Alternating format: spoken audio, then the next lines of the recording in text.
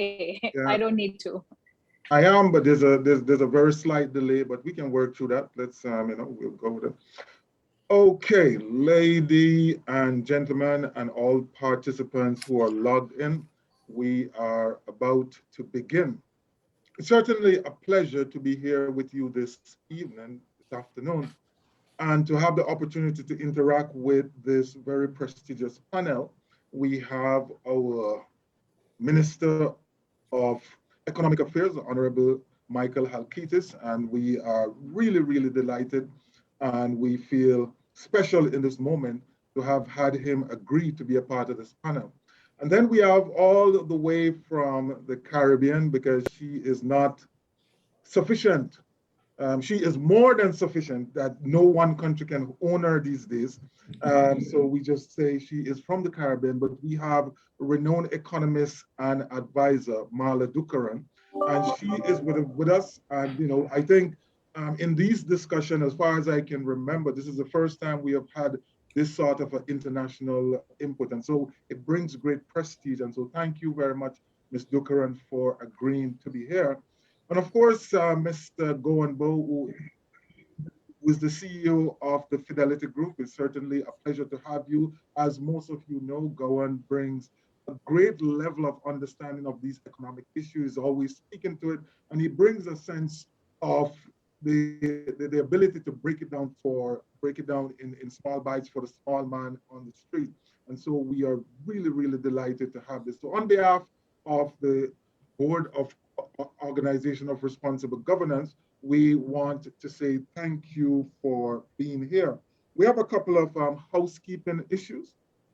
First of all, the webinar will be recorded, as you would have heard.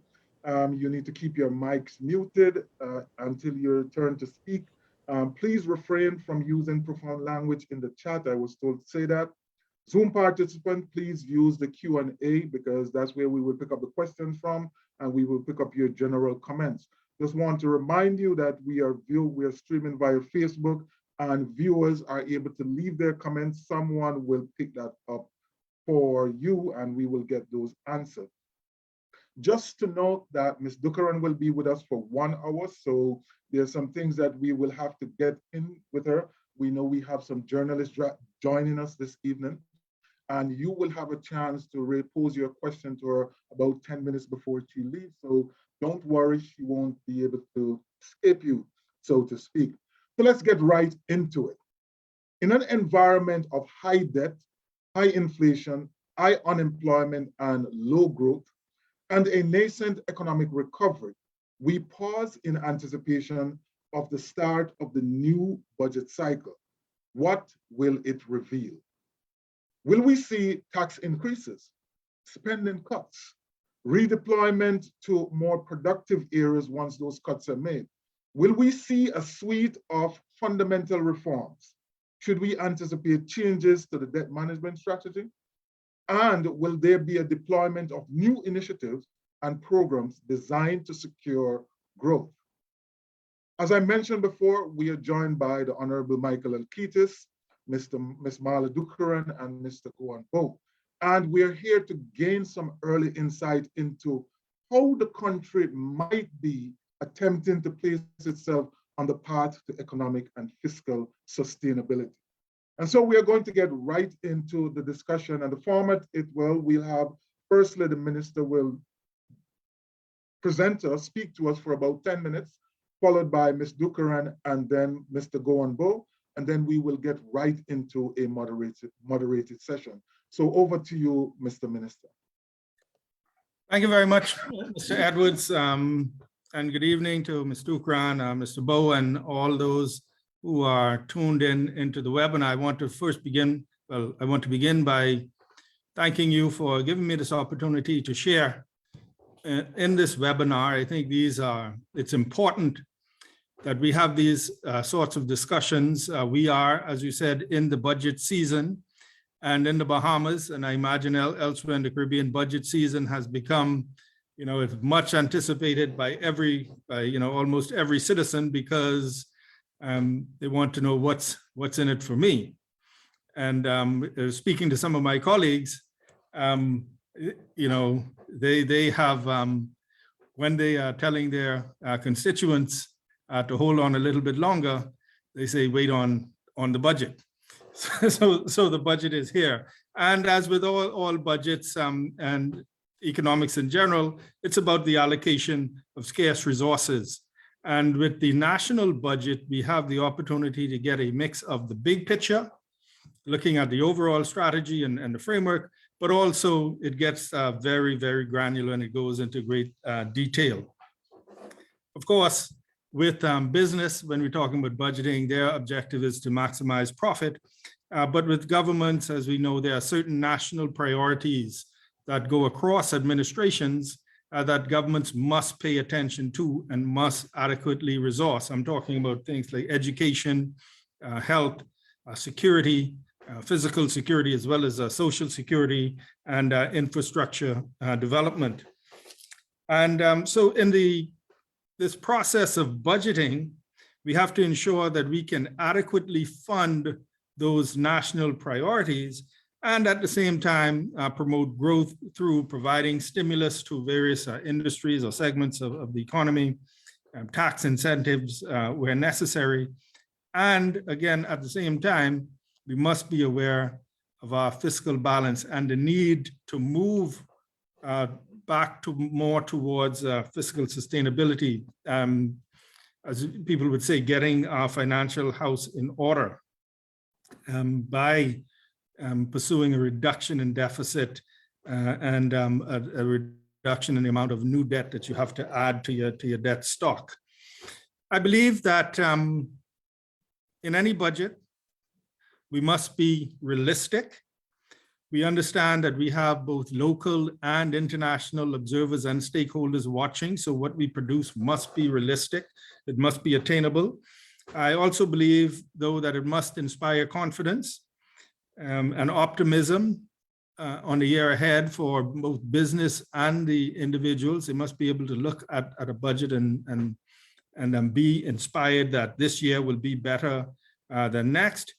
And again, we must be able to meet and fund our priorities, both generally when we can plan out over a 12-month period, and we have to be prepared to deal with situational occurrences, unforeseen circumstances.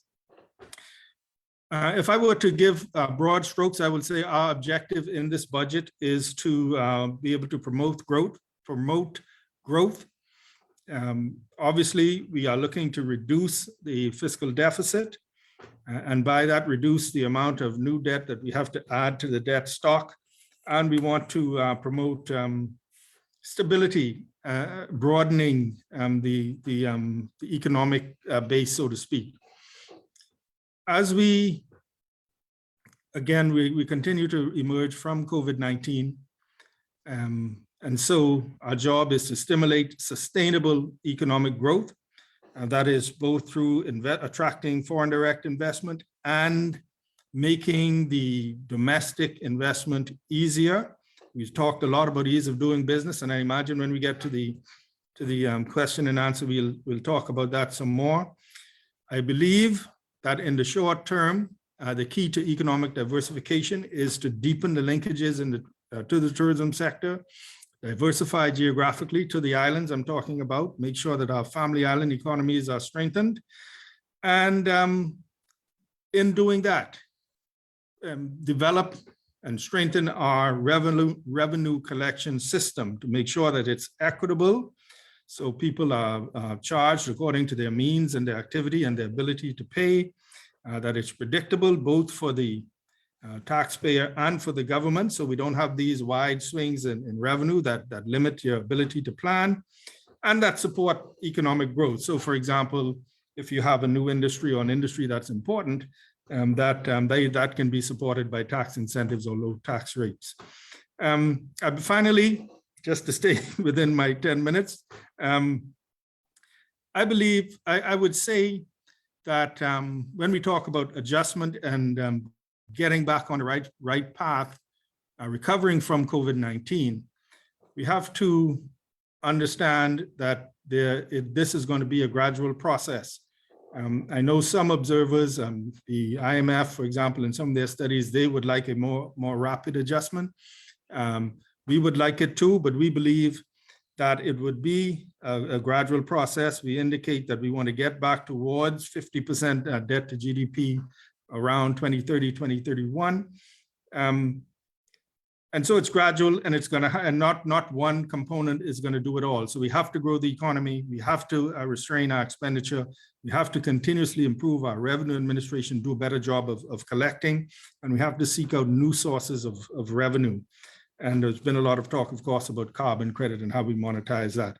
And each of these, I believe, would provide some component of that adjustment over time. And I think, and we all recognize that we would like, we have to recover, and the risk of talking about multi-year adjustment and it taking some years for us to get back to some sense of normalcy is that in those intervening years, of course, we are in the midst of a hurricane zone and all of the ravages of climate change, and of course, all the geopolitical happenings that can tend to throw us off track. And so that adds to our vulnerability. But I think what we need to do is continue to encourage the recovery of the economy. Let's try and widen the dispersion of it, and at the same time ensuring that you have an equitable, as much as possible, tax system that can bring some revenue to the government so it can fund its operations. I'll stop there, and of course, be available to answer any questions during the moderation period. Thank you very much. Thank you so very much, Mr. Minister. Looking at the things which you mentioned, I think there's some good bones and meat to chew on. The deepening the linkages in tourism, looking at the diversification, geographical diversification into the family islands, the use of tax incentives and concession, and of course, being mindful of the vulnerabilities which could impact inter-year planning. And so we look to discuss more of that in the moderated session. So we'll move now to Ms. Marla Dukharan to get her opening statement. Marla. Thank you so much, Hubert. Thanks for having me, and good evening to my fellow panelists, Minister Halkitis and Gowon. It's a pleasure to be here with you, gentlemen. Thank you, Minister, for the overview of your plans going into your budget season. My own perspective has been shared widely in writing and in video recordings with the Minister as well, in terms of where I see things in the Bahamas. As we all know, the Bahamas has been hit with two crises back to back. You had Hurricane Dorian, and then on the heels of Hurricane Dorian, you have the pandemic. And now we have this global inflationary trend coming as a result of two things: as a result of overheating in the advanced economies last year, and now with the invasion of Ukraine. These three things, I think, are coalescing and compounding each other to make for very difficult conditions. Minister, I do not envy you at this point in time, you or any policymaker, but you especially, because your country faced, and as I said, a crisis before the crisis that the rest of us were facing. And so it must be very difficult for you and your government to manage many competing interests, as well as trying to reinstate a level of fiscal stability that you discussed, your goal of trying to get to debt to GDP of 50% by 2031. I commend you for having a goal. And I just want to stick up in there and talk about that a little bit. There are many countries, and I kind of keep an eye on most of them in this region. And there are quite a few countries who have no clear policy goal or vision articulated by the government. And so the decision makers have a hard time trying to figure out what is the policy direction of their government, because they have no real idea. In my own country, every 6 months the Minister of Finance speaks, and I feel like every 6 months we get a slightly different idea of where things are going, and we're not quite sure of the overarching policy goal. Clearly, you have an overarching policy goal, and I commend you for that. Now, I know, Minister, you had articulated some reforms and some initiatives to try to address the fiscal deterioration and external, meaning in the foreign exchange reserves balance. And I just wanted to highlight, the revenue enhancement unit of the Board of Inland Revenue has been reinstated. You mentioned that some time ago. Private Sector Debt Advisory Committee has been appointed, and that you're looking at improving and tightening up your tax administration, etc. All of these are policies that make sense. All of these are likely to yield positive results.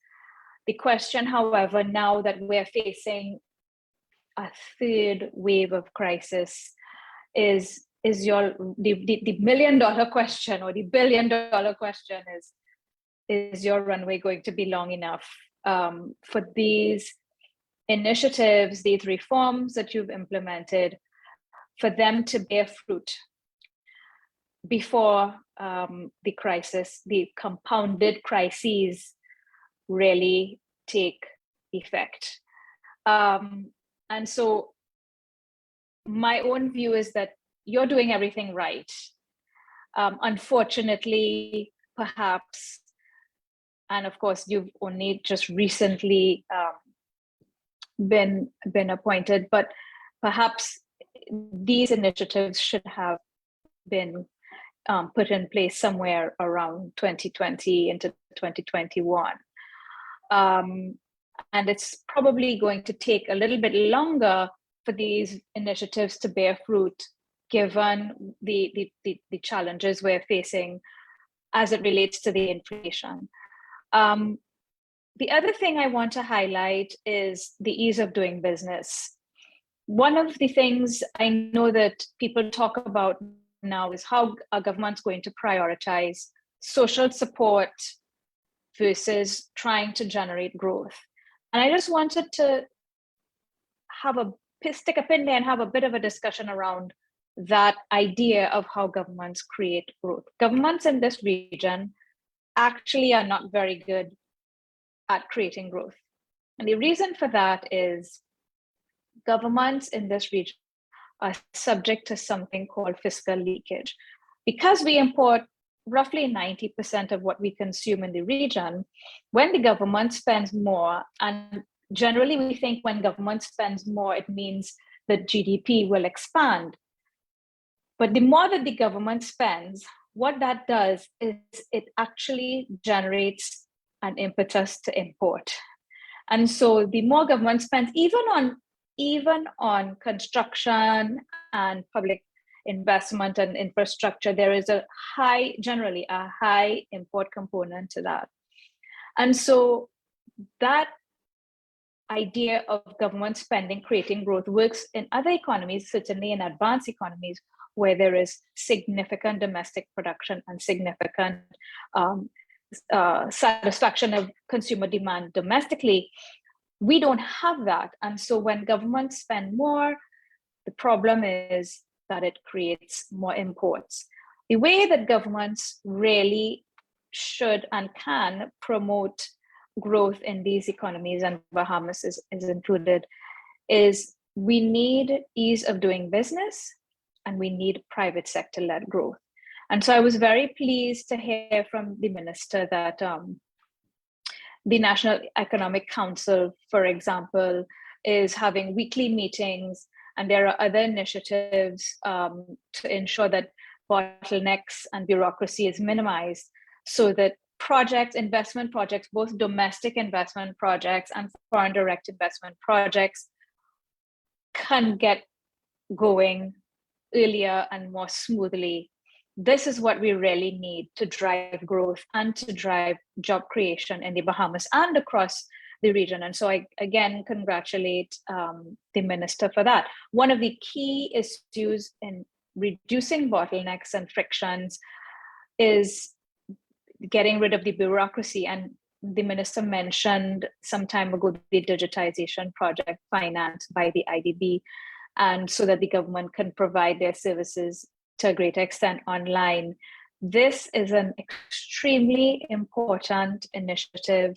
And again, I congratulate the government for undertaking this initiative, because this will certainly boost ease of doing business, certainly boost private sector involvement, private sector activity, and private sector investment, job creation. And of course, renewable energy, that's a big part. Minister spoke at another forum about carbon credit schemes being developed in the Bahamas. This is fantastic news. I think that this is exactly what the Bahamas needs. This is what all of us need in this region. And that, combined with investing in climate adaptation and climate resilient infrastructure, this is exactly what we also need to help to drive resilience, so that we do not see the kind of damage and the extent of the damage that we suffer, normally reduce that damage when there is a natural disaster, not if, but when. Okay. So all of these are important initiatives, and I congratulate the government. Again, they're doing the right things. The question is whether the runway is long enough. Is long enough. And certainly a good place to start, because, you know, Marla, in times past, you know, you have said some things which are well known, and, you know, some persons were, you know, eyes were popping out. And I said this in another forum, that I believe that the minister, the current minister who is with us today, should be commended for reaching out or for having the conversation, because I think he has done a great job to lay out some of these issues. And as a result of that, there is better understanding, as reflected in your presentation this evening. And so we're going to move right now to Mr. Gowon Bowe. Gowon, you have 5 minutes. Let's hear from you. Thanks, Hubert, on that one, and good night to all persons. I'm going to take I guess a slightly more liberal approach in the sense that I think, you know, if we think about the song Ezra Hepburn saying, "Stop the world and let me off, tired of going round and round," right? And that largely, I think, is the fatigue and sentiment that people are feeling when we are coming up on budget time, because we are, I guess, going through repeat cycles of what I'm going to say is projecting optimism, but not having the same clear strategy document available to marry with the budget. We've corrected that in part by the fiscal strategy reports, which are more, I'm going to say, medium term, looking to say that, okay, not all can be claimed or reclaimed within a 1 year period. And I think it becomes very important in this budget cycle that the government seeks to articulate to the persons that we have had very significant beatings taking place as a result of Dorian, COVID-19, now inflation and some other pressures that are going to come, OECD and the like. And so we didn't get where we are in our debt circumstances overnight. We're not going to be out of it overnight. Marla said, you know, we have articulated a goal, and it is not to be critical, but I will say, Antoine de Saint-Exupéry, a goal without a plan is just a wish. And so when we express sentiment about when we want to do things, what is important is that we are able to clearly say, these are the concrete steps that we are taking in order to achieve this, with the realism that it is not going to be overnight. To the point about having the runway to do certain things, I think in reality, as you have a stronger prospectus, and I'm going to use that term, meaning that your actual pitch, your document that sets out, these are the things we're going to be doing over a period of time. So whether that is short term, medium term, long term, your runway gets extended because there's greater, if you will, confidence in a strategy that has all components that recognizes that it is going to take time. persons are more willing to grant, I'm going to say, a longer runway when they have the confidence that there are interim steps that can be measured. And if those are being achieved, then that demonstrates that the long-term strategy has a greater prospect of success. As we look at the budget coming up, I think it's important to note the budget tells a story. And that means that this story is backed up by the empirical numbers that are behind it. But in reality, it needs to tell the story of the priorities. And whilst the general priorities are fine, it needs to have some specificity, meaning that if we know that we want to grow the economy, what are the programs and initiatives specific to doing so? And not just limited to what I'm going to say bespoke tax concessions that may be lobbied by particular industries, but how are we forming the foundation? So what is our education plan that is going to say, well, if we are looking to expand financial services, if we are looking to move into ICT in a greater capacity, if we are looking to better leverage tourism, what is our education program going to look like? We know that we have seen what the healthcare system is like, and how are we going to strengthen that? And yes, every island would love to have a full-fledged hospital. And sometimes it may mean that we are going to be strategic in what I'm going to call hub and spoke situations, where we've talked about telemedicine and having the hub in New Providence and potentially in Exuma and potentially in Abaco that are very active with tourism. And we have spoke elements in the other islands which will have telemedicine, I use as an example. So I come back to the elements that I think very often the budget is communicated as being the responsibility of the government as opposed to being the responsibility of the country. That the government is our representative that is collating this information and actually doing it on behalf of the country, not as individuals unto themselves. And so I'll use another song, Anthony B., that, nobody wants to plant the corn. Everybody wants to raid the barn. Who are you going to blame it on when it's the next man that you depend on? That the reality is that our budget needs to be communicated in a manner that says we have to invest in what is going to be the future. And that may mean sacrifice today, and that may mean less comfort today for greater security into the future. And so I bring it right back to where I started, that in reality, we now need to recognize that there are challenges, there are difficulties in front of us, and we cannot boil an ocean. The way you eat an elephant is one bite size at a time. I am a very strong proponent on National Development Plan, which is looking forward when it was initiated 25 years. And I believe that as we look at our budget and we continue to do so through no fault of any individual, but certainly through our mindset at a one-year cycle, even though it has multiple years, we actually open ourselves to greater criticism when we don't achieve everything in 1 year. That if we get more deliberate in terms of saying this is our strategy over 25 years, these are the things that we must achieve in years 3 to 5, and these are the things that we will achieve in the next 12 months, then we are able to not only demonstrate that we actually do have a plan to achieve the goal that we set out, but we have been implementing it and we can measure it. So I think this is one where I will say to the minister that we are all in this together, and not everyone may appreciate that. And it may not be the easiest political narrative when we say that. But I think the society is maturing to the point now where we can say that these are the sacrifices we are asking you to make.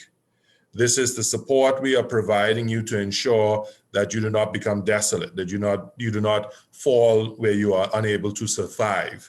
But we are going to make these sacrifices in the nearer term in order to provide greater stability. And all of those sentiments were expressed by the minister. And I think it becomes important with private sector and those who have a voice to be supportive, not of an administration, but to be supportive of the principle of collective responsibility as it relates to our national budget.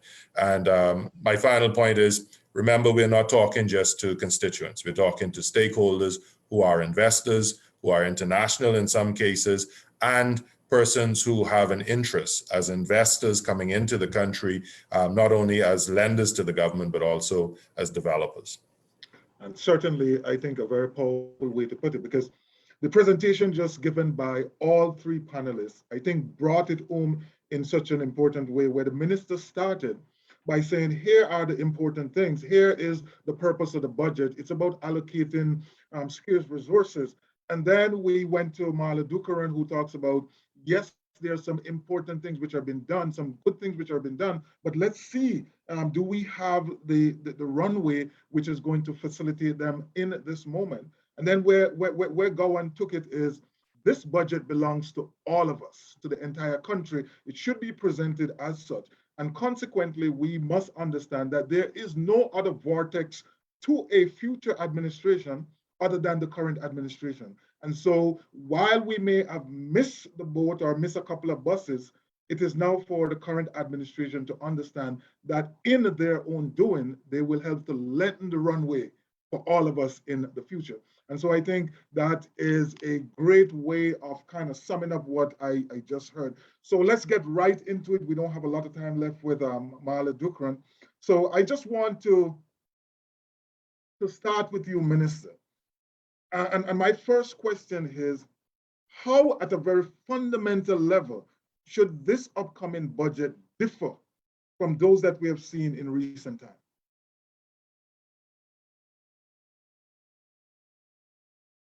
You're muted, Minister.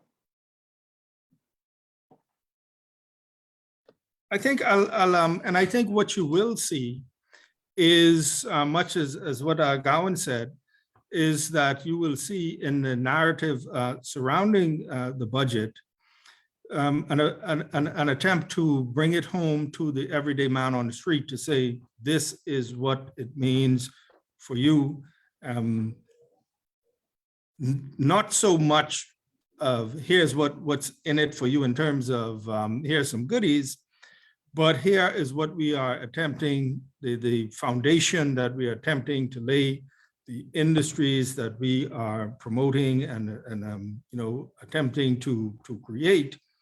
And here are some opportunities that will be available to you. When we get to the I mean, we will be relying very heavily on the fact that the economy is strengthening, is rebounding, and that will create opportunities.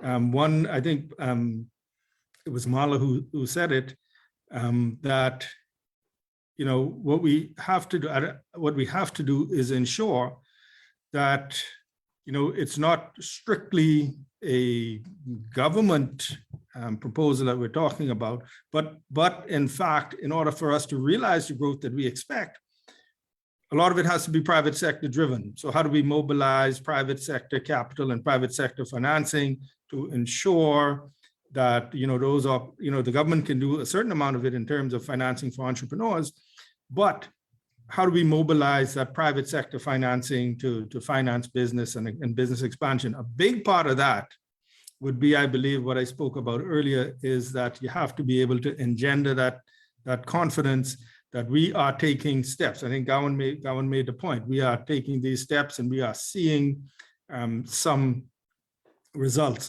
So just to answer your question, I think there will be an attempt here to show that, okay, we have this recovery. We are hopeful that notwithstanding what's happening in terms of the war and inflation and the impact and the potential, people are now talking about recession in the United States. Notwithstanding that, we can leverage the growth that we're seeing so that the businessman and the person on the street can have an opportunity for employment. And so I think you will see that sort of conversation with people to say that, and here's what's happening, here's what you can do to benefit from it. Okay, fantastic. I want to switch to you, Marla. And there was a mention of, I think by the minister, that an entity like the IMF would love to get us to make some adjustment earlier. But when you take into consideration this whole idea of the debt, we need look at the debt strategy, we need to cut unproductive spending, and we need to look at taxes. You know, how do you see all of these reforms from an economic point of view, from an economist point of view? How do you see this coming together to pursuing the growth strategy, to pursuing the reforms, and to get the country to a place where we can take some of the pressure that is currently being experienced in the economy?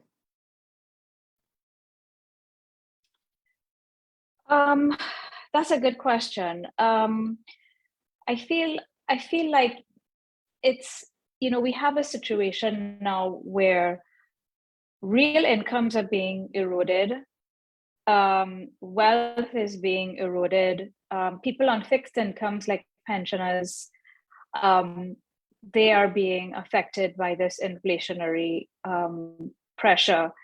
And just like we did at the beginning of 2020, we have a situation here that's a social crisis, where people are being affected. And, you know, the Dominican Republic, for example, is subsidizing the basic food basket.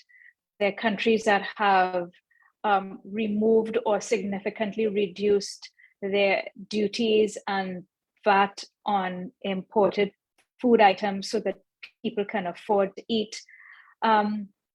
And so in terms of the sequence with which these reforms are carried out and the priorities of the various reforms and initiatives that the government will be announcing in their budget, I think it's a very critical time to make sure that we get that social element right. Of course, it's a difficult time for the government of the Bahamas to prioritize that versus fiscal restraint and fiscal prudence, which is critical to putting the whole country and the government's finances on a sustainable trajectory. So it's a very delicate balance that they're going to have to strike in this budget. And again, I don't envy the minister or anybody in government involved in a budget right now. It's a very difficult task. And I just want to say that this highlights how important it is for governments to have a counter-cyclical fiscal policy approach, meaning that when you're not in a crisis, when things are stable, you need to set some money aside because we know that there will be a crisis. And I think the last 3 years have demonstrated very clearly to us, you have in the Bahamas, you have natural resource driven crises, you have health related crises, and now you have inflation and war related crises. So it is very important that governments find a mechanism like a sovereign wealth fund, for example, to set aside a little bit all the time, every year in your budget, so that you have something accumulated when this crisis, any crisis, the next crisis hits, you have something to leverage to insulate your society from the fallout. And most of us don't do that in this region. So again, how does everything come together? I think it has to start right now with social protection. Unfortunately, that's where we're at again, almost 3 years into this crisis. Okay, and I think that's a great way of looking at it, because at the end, if we're going to have the ability to create buffers and to create counter-cyclical spending, then certainly we need to have growth, or at least to have discipline on the expenditure side. Gowon, Bowe, I am going to do something different here. I'm going to make you the Minister of Finance for this budget cycle. How would you navigate the issues of taxation in this budget, and what is it that you would foreshadow for the next 2, 3, 4 fiscal period? Well, certainly heavy is the head that wear the crown, so I'll leave it as being imaginary. But yes. In reality, I think personally, if it were me sitting in the chair, maybe not a populist view, this is going to be the one where, to the first question you asked to the minister, what would be different in the budget, would be a greater analysis of our past performance to identify where the inefficiencies are, what are the issues that we are changing in order to address them, and then the sensitivity that we have to economic circumstances, meaning that we are a consumption-based tax system. I think that we have long recognized that tax reform is important, and I think it's important to now set the tone that we are going to be looking at a tax system that allows us to do three things. Be more equitable, which the minister referred to, so pay better based on a capacity to pay. Effectively have sufficient revenues to meet the government's expenditure because we collect actually a very low percentage, and not a popular sentiment when we express it, to say that it's less than 20% of GDP. And then thirdly, to allow us to compete on the world stage.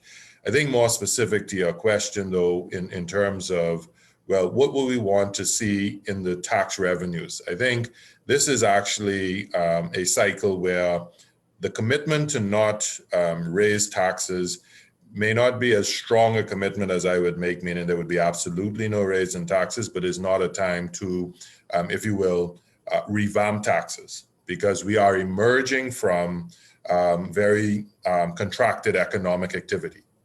And so people have, whether it's good or bad, a relative certainty around the tax system that currently is operated. So I actually do endorse the actions of the Ministry of Finance in terms of let's be better disciplined at collecting what it is that is due.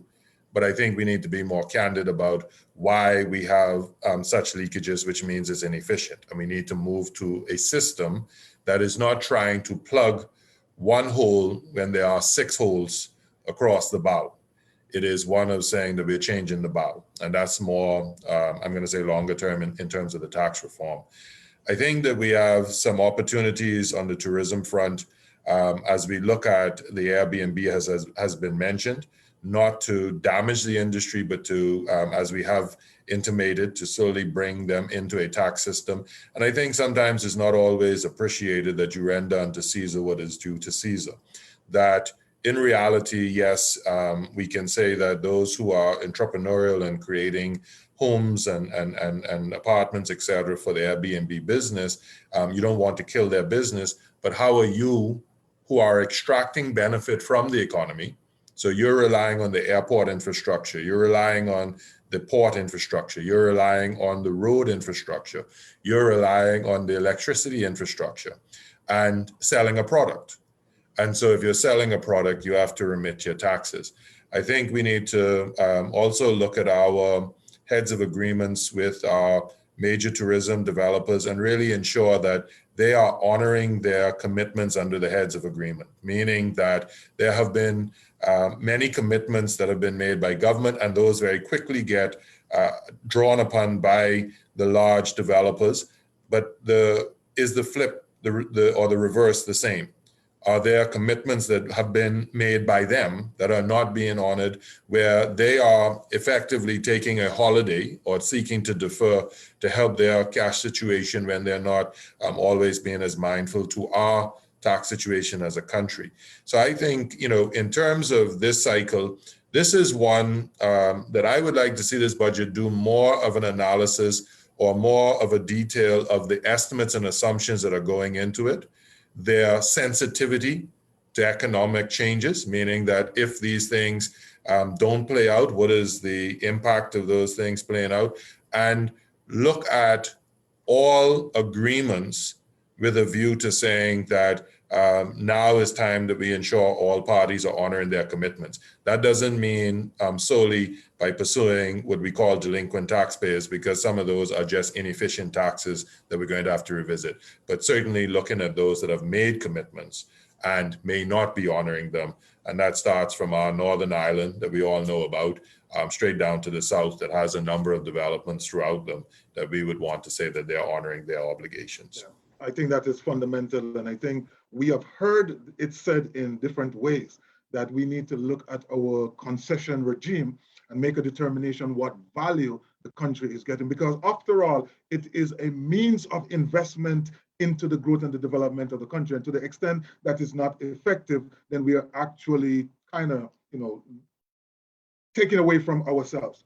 Before I come back to the minister, just being mindful of the time that Ms. Dukharan will spend with us. As you look at the Bahamas, and I know you're very familiar with the country, but you have this wider Caribbean perspective. You would have said earlier that there's some things which are done, which have been done up to now, or the plans, and these are the right things to do. To what extent is therefore the Bahamas currently, does the Bahamas currently have a policy framework that augurs well for mid to long-term growth?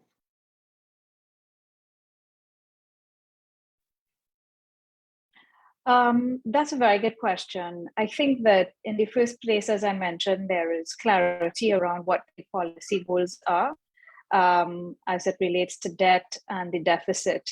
I think that the government can probably articulate more widely what its policy goals are as it relates to, for example, unemployment, growth.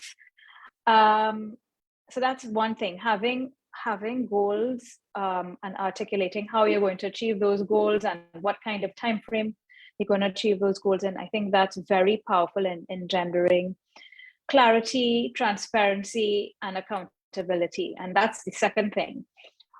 What I find is missing in many budget exercises is you get a lot of talk about projects and initiatives and spending targets and revenue targets, and you don't often get in a year's time an account of this is what I said I would accomplish, and this is what in fact I've accomplished, and the gap, here's how I explain it.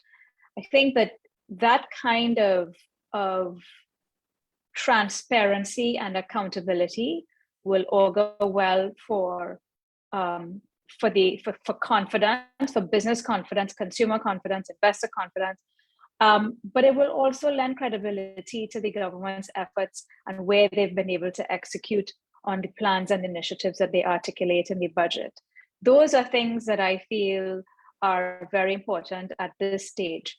I mentioned the sovereign wealth fund. I mean, you can call it something else, but I think it's very important to set aside money so that when there is a crisis, you have something to draw on. And I just want to give you a little example that I find quite powerful. So in Trinidad, I think we were the first country in the region to have a sovereign wealth fund. And it's usually something that countries who are resource rich will be the ones to establish, generally not countries like the Bahamas who are more tourism and service dependent. That's not generally the type of country that would establish it, but it doesn't mean that you can't. And successive governments in my country had only deposited less than just under $3 billion US over a long period of time, a couple of decades, if you will, into this fund. But do you know that this fund was able to grow because the fund manager did a very good job? This fund was able to grow in total to close to 10 billion. There were drawdowns over time. So it means that it never really got a balance of 10 billion. But when you add up what was drawn down, plus the balance that we have today of just under 6 billion, you know, we were able to grow this to close to 10 billion. So the point I'm making to you is, even if it's small amounts, over time it grows and compounds. Gowon would be better to explain this to you than I am. And so that's also something that I think is a critical reform that I feel many small countries should consider in this region, whether or not you're natural resource based. And finally, and I think that this is something, I know the Bahamas passed legislation around having a fiscal framework. I think that's also very, very important in adhering to what your fiscal rules are around your deficit size, your debt size.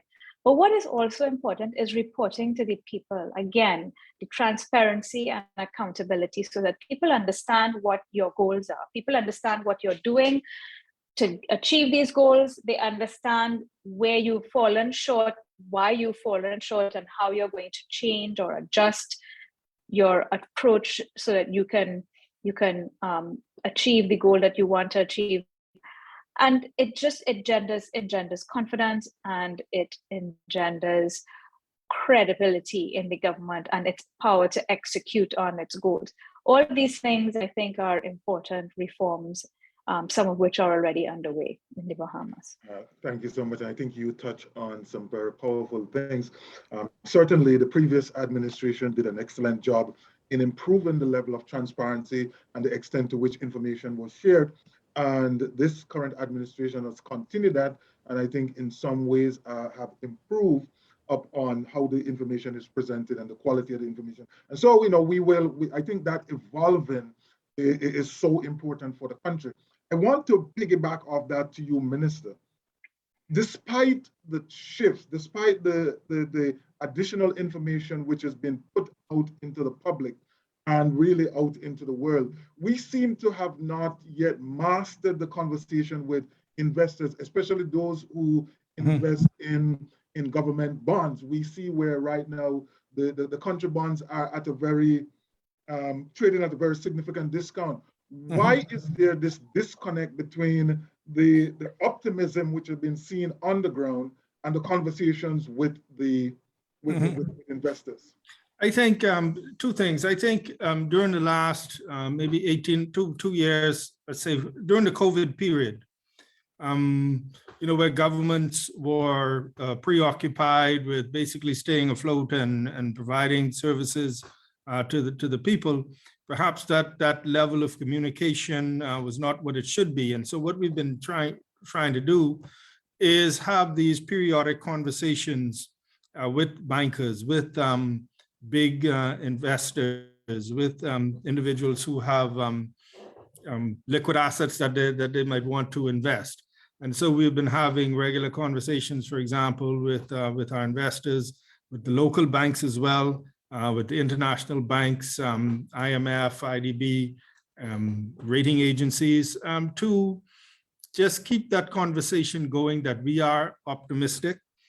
Now, having said that, the analysts tend to be very conservative and very, very conservative, and it's more of a show me situation because, perhaps they've heard some of this before. But we think the good thing, the idea is, and what we wanted to do as a new administration was continue that conversation and begin to start to show some results. Number one, to show that, okay, what we said we would do, we have done, and you start to see some results, for example, in as we move to open the economy. I think a part of the disconnect as well, Hubert, is that there is value to people actually coming here. And we have heard people say that when they got here and they see some of the activity that's going on, for example, the airport is busy, the hotels are full, there's construction going on, it gives a better, a more concrete appreciation of when we talk about the economy growing. So I think it's a combination. The conversations might not have been ongoing because the government had other priorities. And so we have to continue those conversations, and we have to back that up with information showing, listen, we're getting results. And as much as we can, if we can get some more people here to actually see what's going on the ground. Can I add to that, Hubert, though? And the reason why I say that is only because of the engagement with these parties. There are a couple of things I think will make a big difference that we are trying to develop as we move on.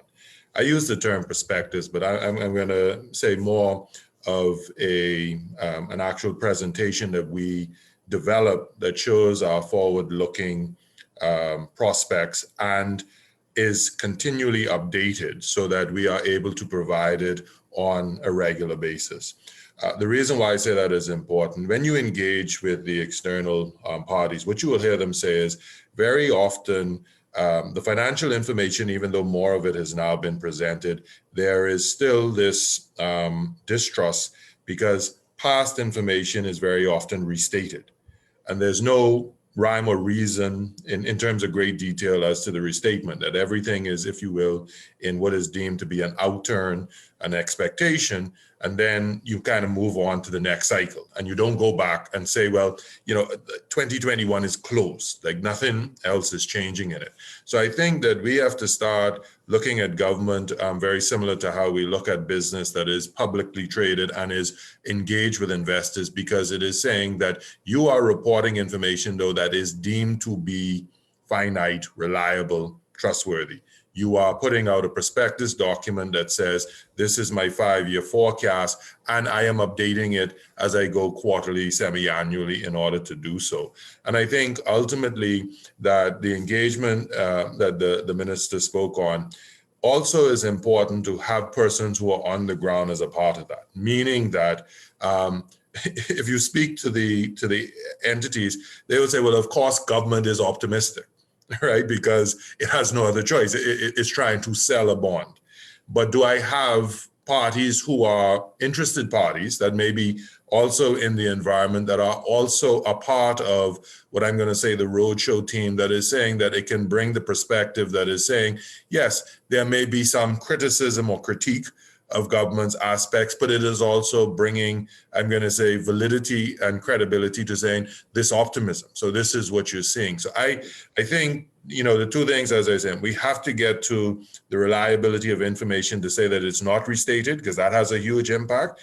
And then we need to have a rolling prospectus document that says, these are the things that we're forecasting. These are the risks that we say are presented, and we are updating ourselves as we go along, so that in reality, most of the analysts will say they are formulating their own opinions by putting numbers together. We have to get to a point where the numbers we are presenting are deemed to be fixed and finite, and then you can make a professional judgment on it. I think that is so important. Also, I think we have to get to the place where we make the connection between optimism, investor confidence, and what translates ultimately to the government coffers. Because it's one thing to say we have new investment and great things are happening, but if the underlying economic arrangement doesn't move capacity to change the ability to pay back these loans, then obviously we will have some sort of a challenge. And so we want to use that as a mean of kind of cleaning the palette, and we are going to make a quick shift to accommodate Ms. Dukharan, who will have to leave shortly. We have a couple of persons here from the press, and we're going to give them an opportunity now over the next 10 minutes or so to just direct some questions to Ms. Dukharan, and then we will just go back into the moderated session with the minister and Gowon, and then we'll have some more questions again. So go ahead, Ms. Turnquist. Hi, thank you so much for the opportunity. Ava Turnquist from Eyewitness News. My question is directed first and foremost to Mr. Dukharan, but then also the other panelists can chime in. I note, Mr. Dukharan, you mentioned that we are unfortunately yet again still at the social assistance stage, where our focus, you can let me know if this is a good summation, but our focus is now still on social support and social assistance, because we're in a social crisis. What with COVID cases yet again on the rise, and taking into consideration what you say about the fact that we really don't have much time, what would be your assessment of the current status of the Bahamian economy? Where are we now in terms of the post-COVID environment? Are we in a recovery phase? Are we still in a crisis phase? How would you assess us at this current moment?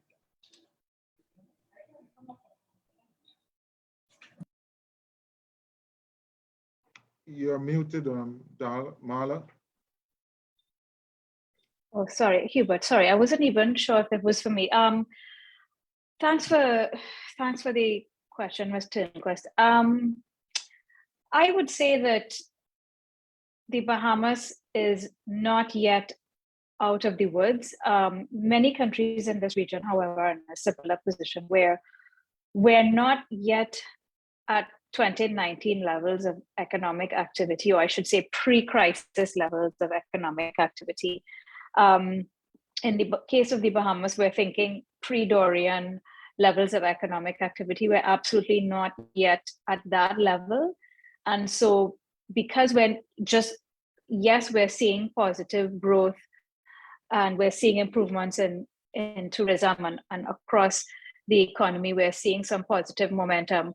It's positive momentum that is going to get us back at some point to where we used to be. before Dorian, but we're not there yet. So I would say we're improving, but we're not yet out of the woods. That is true for most countries in this region, however. So Bahamas is not unique in that regard. And if I could have a second question, due to that sort of shared reality, do you think that there's even more, there should be more regional? You're a little bit low. If you, I don't know if. Sorry, can you hear me now? Yes, can you hear me better now? Okay, I'll try and shout. So with the fact that most or many countries in the region are facing this, do you think that there should be a more regional cooperation, or do you see where there's still this reliance on first world countries to help us to drive that stimulus? Are we focused where we need to be focused in terms of regional cooperation, do you think? I think both. I think we've always been, I think we've fantasized and we've had an obsession with regional integration, before I was born, but we've never really made significant strides in that direction.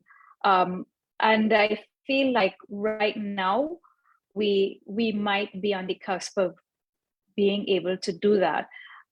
We've always been very much dependent, and maybe dependent is the wrong word, but I see it in a sense as dependent on trade with the developed countries, aid from developed countries, etc. And so, but I think we need both, because we will always have to have trade. We are, highly open economies. We will always have to have trade with the advanced economies.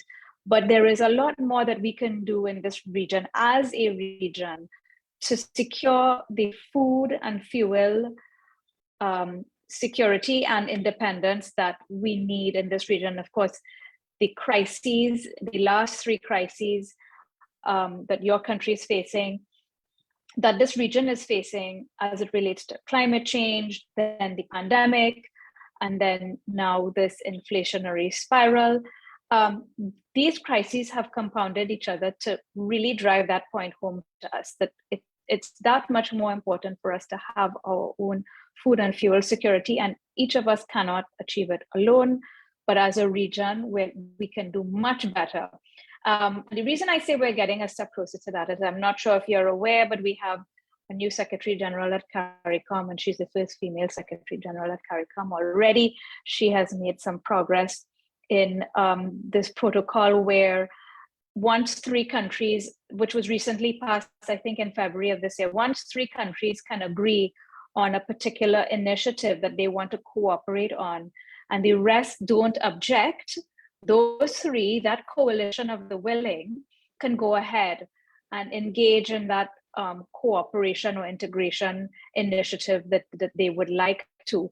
And this is something I think that can really unlock that level of regional integration and cooperation that we need, because when those 3 get together, whoever they are, and do whatever it is that they plan to do, and the rest of the region sees it working, they're going to jump on board. And so sometimes you need a little bit of an initiative and impetus to get something moving, and then it snowballs. Perhaps that might be a way to get this region to be better coordinated. And I'm proud of the Secretary General for achieving that recently. Okay, thank you. Do we have Mr. Urikem?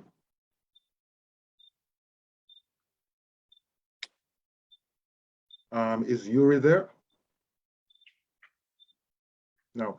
We have there's a question here which I guess we need to just throw out, and this may be to the minister. State-owned enterprises, what reforms the Davis administration will embark on so we can eventually offload them? Mr. Minister, could you take a stab at that? Offload them, I suppose, meaning to privatize.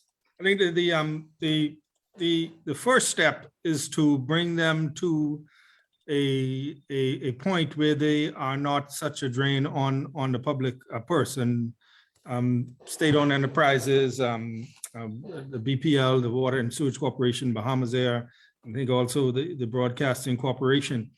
There had been a commitment to reform of these state-owned enterprises, a long-standing issue. I think the first step is to begin, and within those, there have been many attempts. I recall, for example, BPL separation exercises, same with the ZNS, but it seems as if, quite frankly, we're back at the same position that we were all those years ago. I think what needs to happen is, I think, all of these entities have revenue raising capability. And so within those, we have to make sure that they are maximizing their revenue. They are controlling their costs. They are reducing their administration costs. And that is not done solely by, for example, reducing headcount, but they have to be made to run more, if not totally on a sort of for-profit basis, with a view that the strain on the amount of money that has to come from the central government is reduced. I mean, it might seem very basic, but I think that that's a starting position, because if, for example, there is any time in the future, any thought about any sort of privatization, they have to be first put in a position where someone would want to take them on. But I think as it stands now, with, in the short term, no sort of privatization on the horizon, efforts just have to be made through the management with direction from the government that the operations have to be run in a way that they can, if not breaking even, at least minimize the amount of, or reduce the amount of money that comes from the government. Definitely have to become efficient. It's my position that on those state-owned agencies, we need to start to reform them from the inside out, starting with the accountability and responsibility at the board level. Effective corporate governance, effective management, effective strategic management, I think is the way to go. We will go back to, so thank you very much, Mr. Minister. We'll go back to Ms. Turnquest or Mr. Hubert. Do you have another question directed for Ms. Dukharan? Yes, I do. For Mr. Dukharan, a question. We haven't forgotten you, Gowon. We'll come back to you shortly. Yes, so my question is concerning digital assets, our digital assets industry, particularly cryptocurrency. Mr. Dukharan, what is your assessment? What is your thoughts on this? Is this a silver bullet? Are there any emerging concerns or risks? What can you say about our recent push? Marla? I think she had to drop. Is she still with us? Well, why don't we lob that to Gowon? Is this a silver bullet? We have seen significant activity and optimism being expressed in this. So, what would be your take on that? I would say that it certainly is not a silver bullet, and the reason why I say that is that we have to respect and appreciate that the cryptocurrency industry or the digital asset space is actually an extension, or if you will, an expansion of investment opportunity. It has high volatility, it has attendant risks, and it has winners and losers. And I think that we have romanticized it to some extent because we have heard the stories of investing 1,000 and coming out a millionaire. And we've not focused enough attention on those who invested as a millionaire and came out as thousandaires, meaning that there is only a zero-sum game. That when we are talking about trading is having independent parties with their different professional opinions and judgments, making assumptions about the future and trading in relation to that. Now, to the point that I think you're raising, is it an opportunity to expand our financial services sector? Is it an opportunity to expand our economic output? The answer to that is yes, because when we see new businesses and new activities taking place, there's an opportunity because there's several factors. One, the taxes that they themselves will pay. in terms of to the government coffers. So whether that's real property taxes, whether that's value added tax, whether that's business license fees or license fees to the regulators.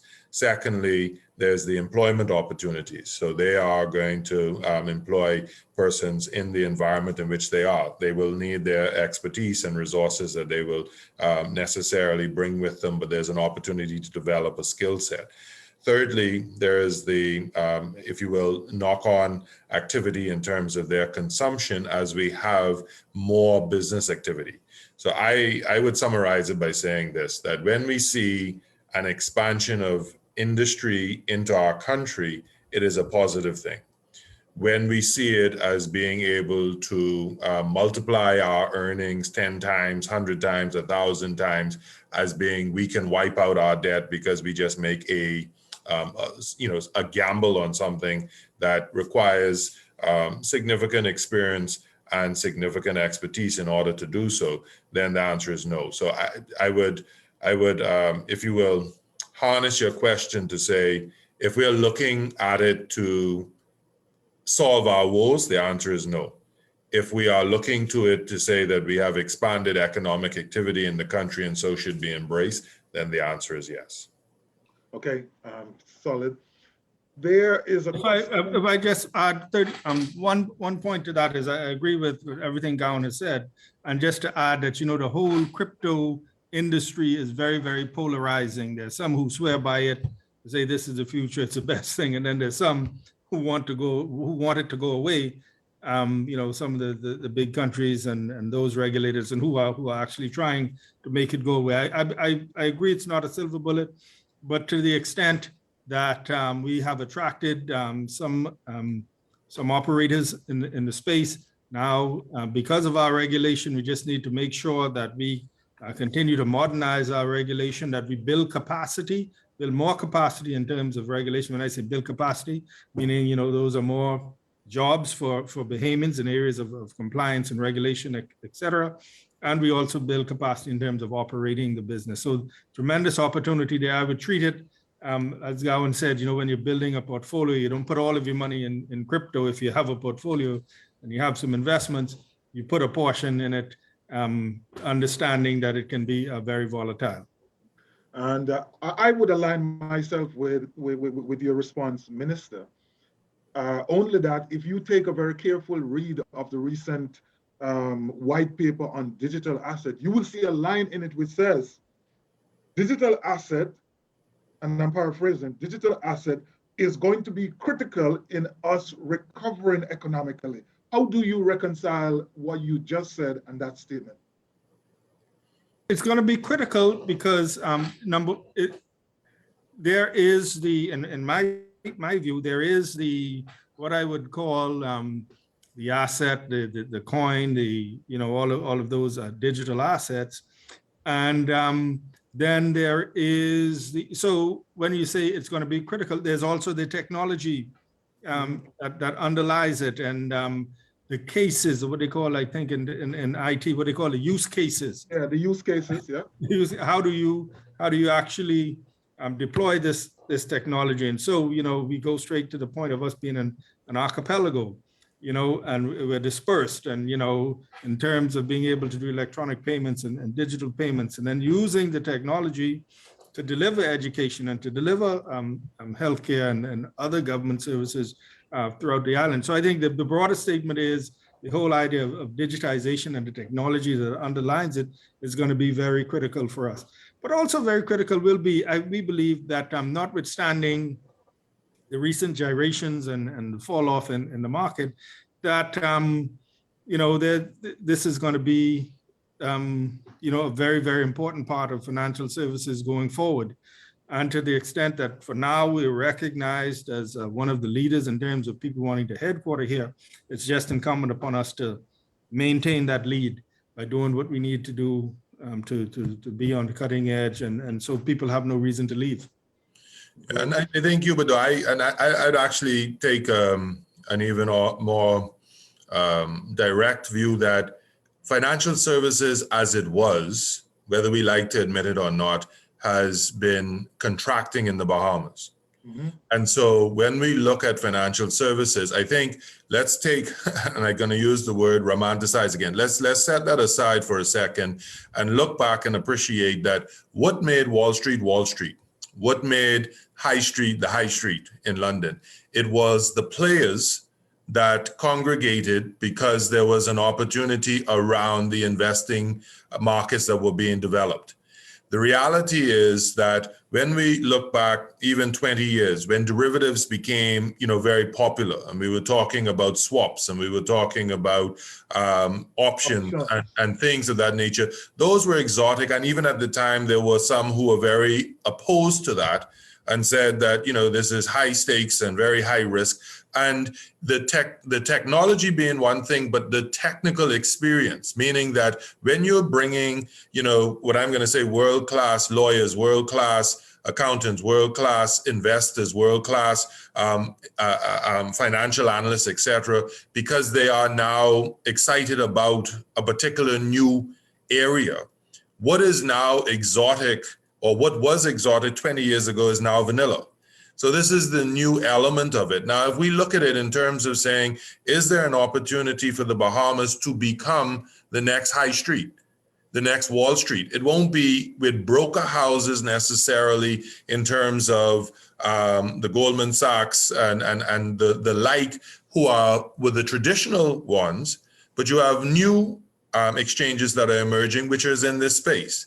And so to the point that the minister made, if we evolve having had a first mover advantage, and we continue to ensure that it is regulated and the good players are kept and the bad players identified and extirpated, then the reality is we have an opportunity to have what is all of the ecosystem that surrounds it also migrate to the Bahamas, which is a tremendous opportunity. So I would separate, I think Minister is absolutely correct. Blockchain technology has infinite possibilities for an archipelagic nation, but equally the industry, not the asset itself or the assets themselves, the industry creation has the opportunity for the Bahamas. And that's what we need to be looking at, not what I'm going to call the romantic side, which is saying, okay, all of these things went from pennies into $80,000, right? It is more, well, look at what the ecosystem developed around it,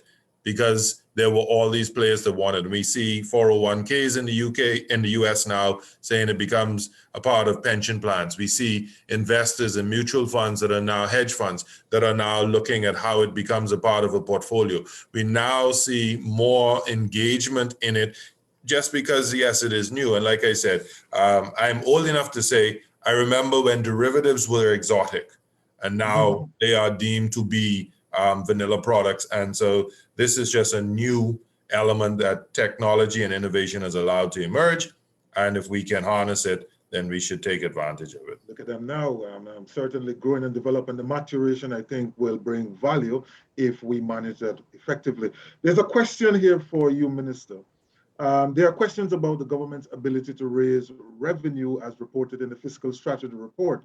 Can you inform how the government intends to raise revenue in the upcoming budget? So we'll take that question from you, and then we will then go back over to Ava, who I think have a couple of other questions. So how does the government propose to raise revenue in this cycle? First of all, the economy is growing. We're forecast to grow by 8% this in 2022, and I think just over 4% in 2023. So we'll get part of the budget year would be, we go from 1st of July to 30th of June, so half in 2022, half in 2023. We will be in a growth, and we expect to be in a growth environment. So by virtue of the economy growing, our revenues will grow. That's one element of it. It's very, very important that we have, and we continue to fully staff up and equip what we call the Revenue Enhancement Unit. And that goes to what we call revenue administration and doing a better job of collecting what is due, not hounding the ordinary man on the street and shaking him down, and making sure that those big taxpayers, those who can afford to pay, are adequately assessed and the taxes are collected. And even in cases where there needs to be, being able to have people who can, assist businesses in terms of payment plans, et cetera. So improving the revenue administration by having people in place whose job it is to make sure that the government's taxes are collected. And the third element of it, which is we might not see it in this cycle, but we're working very hard on the whole issue of carbon credits and being able to monetize them and to begin to see a revenue stream from them, hopefully within 18 months to 2 years. That is the timetable. But you will see the revenue generated by buoyancy because of the growth in the economy, and because of what we're seeing in terms of what we have done in terms of revenue enhancement. In terms of, and when we talk about the economy growing, what happens as the economy grows, more people are employed, they receive a paycheck, they spend money in the economy, money begins to circulate, they do things like build homes or, consume services, and then some of that comes back to the government. So that is how we anticipate it. We have a goal that we will get to 25% of revenue to GDP by 2024-25. And so we expect as we continue to strengthen, we'll achieve that goal. Okay, before Ava goes, I have a one-word answer. I have a question. I only need a one-word answer from you. Is this current budget going to create the trajectory to get us to that 25%? Yes or no? Yes. Thank you very much, Mr. Minister. Ava Turnquest, over to you. Okay, this question is for Minister Halkitis. What can we expect in terms of relief for Bahamians in this upcoming budget? Given the rising inflationary pressures, the one being gas, another being on groceries. Without, I guess, without giving us the whole haul, just give us a bit of what can we expect in terms of relief. I would say this, I'd answer it like this. And we know, I'll answer it like this.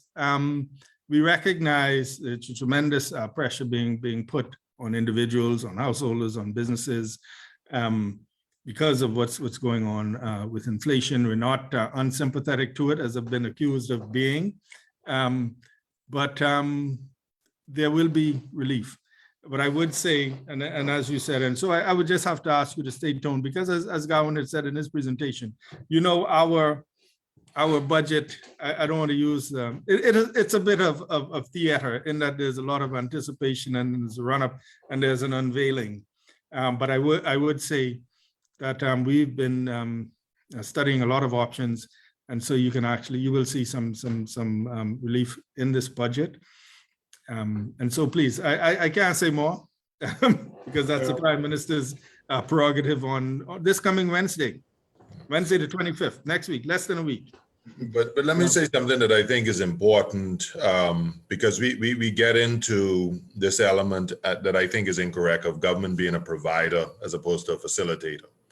And the question that persons raise, or the statements persons make, is what is government going to give to individuals to provide relief, as opposed to the initiatives that government is going to encourage in order to either bolster their income earning capacity or bring greater efficiency into the economy in terms of being able to withstand it. I think it's important that we don't shirk our responsibility as individuals to say that there was a reason that our forefathers or our older grandparents, great-grandparents, and even some parents taught us about preparing for a rainy day. And Bahamians too often live a capitalistic lifestyle, wanting a social safety net, meaning that in times of buoyancy, that we ball it out. And then in times of difficulty, we said, what is the government going to do for us? We have to start instilling in our people that you have some responsibility in this, that you are adjusting your lifestyle in order to do so. So I don't take away, and the government has it as its initiatives and what it desires to do for the population. What I will say is this, that I think it's important that a program that was initiated several years ago that never got to fruition is important, and that's the RISE program, which was effectively a program that looked at, I'm going to say, a dignified manner of redistribution of taxes. Our system as it currently stands has a significantly unfair burden upon those who are least among us. And so we have to be mindful that we don't adjust the system trying to accommodate those who have least among us. We maximize the efficiency of the system to redirect any surpluses to those who need the support, whilst not giving breaks or concessions to those who are not in need of the support, but will invariably benefit from it if we take very broad brush approaches to relief. And so I think it is one of those aspects that, you know, as ministers say, stay tuned. Well, I will stay tuned, because I will say that, as they know, me being one of, the harshest critics is, I don't need my government to be a provider. I need my government to be a facilitator.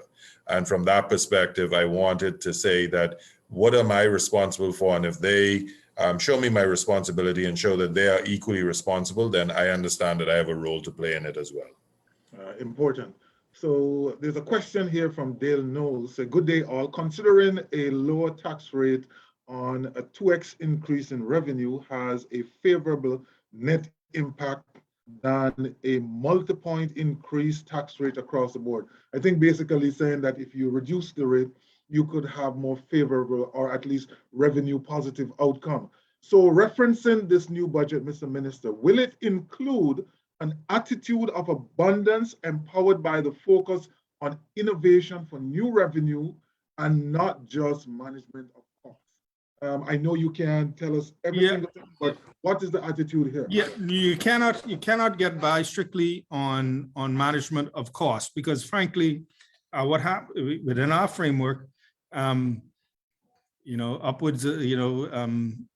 maybe 80% of the budget is fixed with salaries, debt service, other fixed commitments of the government. So the government, when it comes to saving costs, it's that's not going to do it. We have to grow the economy, and I've said before, we have to leap out of that that negative 0.1%, 0.5%. that cycle we've been in for so many years. We have to leap out of that.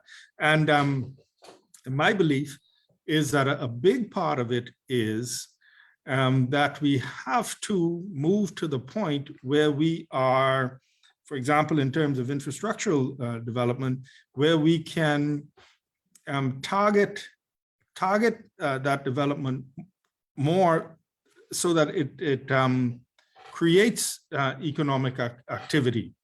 It won't create a return in terms of generating revenue directly to the government, but we have to be able to be in a position to say, okay, this is the ideal place to put a new airport, or this place needs to be prioritized in terms of improving the docking facility, for example, because that would spur some activity, and that would generate growth, and eventually something comes back into the government coffers. So perhaps even more creatively deploying your capital budget. But we have to move that. Unfortunately, traditionally, and we're all being very frank on this webinar, some things have happened because constituencies need to be developed, and where there's pressure, it goes there. And of course, Bahamians, they need the infrastructure, but I think eventually what we need to do is move more towards, yes, we recognize that every citizen is equal and deserves, services on a equal level, but let's start prioritizing and putting to the front of the line projects that can spur activity, so that if you put in this airport, then that will bring things alive. And so you have to.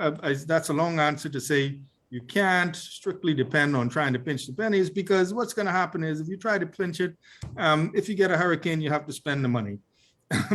If you have some other event, what the economists call it, some externality, something happens outside of your control, you have to spend the money. And so so you have to constantly be pursuing ways to grow the economy, expand the economy. For example, we have to promote, development in the family islands.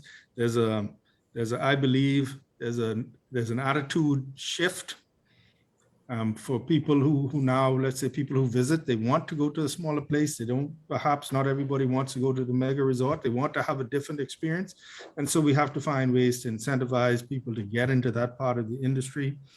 And by spreading it out, we actually strengthen our economy. So long story short, now controlling the expense won't do it alone. You have to always be pursuing growth in your economy.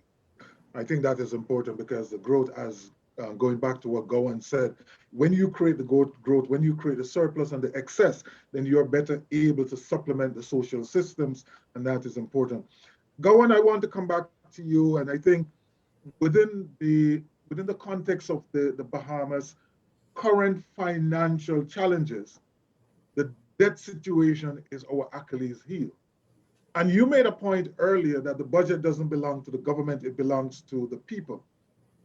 Within the context of a 53 to 47% debt mix, external to domestic being the larger portion, is there a role for business houses, for banks, for local entities who have the wherewithal to start to step back and say, do we have a role here in helping the government to release some pressure, to pull some trigger, so that we can have a reorientation of the balance of the portfolio and therefore give the government greater room, i.e. we have seen in the past where there seems to be a reluctance of persons taking up more of the domestic debt. Is there a role for the business sector in this process, which ultimately helps the country and then helps the business sector? Talk to us about it. There's a mouthful in it, and I think there certainly is a role for the private sector in it. But I think there's some very fundamental elements that we have to appreciate. That actually, up until this point, government debt was, by and large, the largest consumer of capital in the country, right? There simply was not alternative investments in which to put money into. And so we often turn to the private sector and say, well, why is it that there's a dialing back? Well, there's a prudence and fiscal responsibility even on businesses, that if your pension plans, if your surplus reserves and treasury management has already invested in a significant amount of government debt security, then expanding it is actually saying you have to breach what is, advisable to you in diversity, and diversifying a portfolio in order to become significantly overweighted. Now, with that being said, there is a tremendous amount of excess liquidity in our system, and we need to work with government in terms to build the confidence with it so that persons who have not yet invested that level into their portfolios and put it into securities, start to do more of that with it. Now, what do I mean by that? There are some very wealthy traditional persons who remember the time when bank deposits used to pay 8%, 7%, and they are still fixated on term deposit and savings accounts being the savings mechanism for building wealth. When in reality, there's a greater opportunity for them now to actually have a diversified portfolio and say, well, you can take 20% of that, 25% of that, and start to put into government securities, which will actually give you a better return that are sitting on bank deposits. It is with not an extended risk, because I'm going to come back to that one, meaning people see it that the bank is safer than the government, right? And that perception, whether it's reality or not, is a significant driving force. And we need to change that mindset to say that government is effectively to be seen traditionally as the risk-free or the lowest risk within an economy. And there's a very simple reason.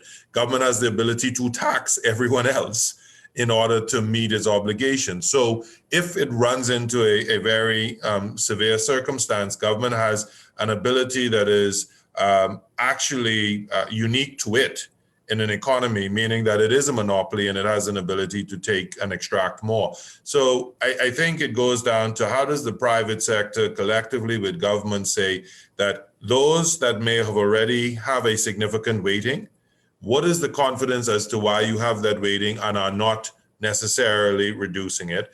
How do you then encourage others to create a similar weighting? But I will say this, and this is important, that the fear, or there should not be fear of foreign currency debt as long as we have a balance of payment strategy and foreign currency strategy that says that when we borrow in foreign currency, we have to be creating industry that generates foreign currency revenues in order to build the capacity to repay it.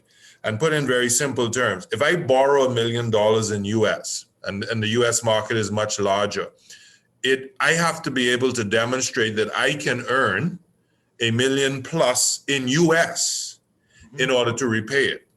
So it is not as simple. Now, the government, in reality, when the government looks at it and says, on the face of it, we may say, well, all government revenues is earned in Bahamian dollars, but the reality is that's not true. The government actually earns visitor taxes.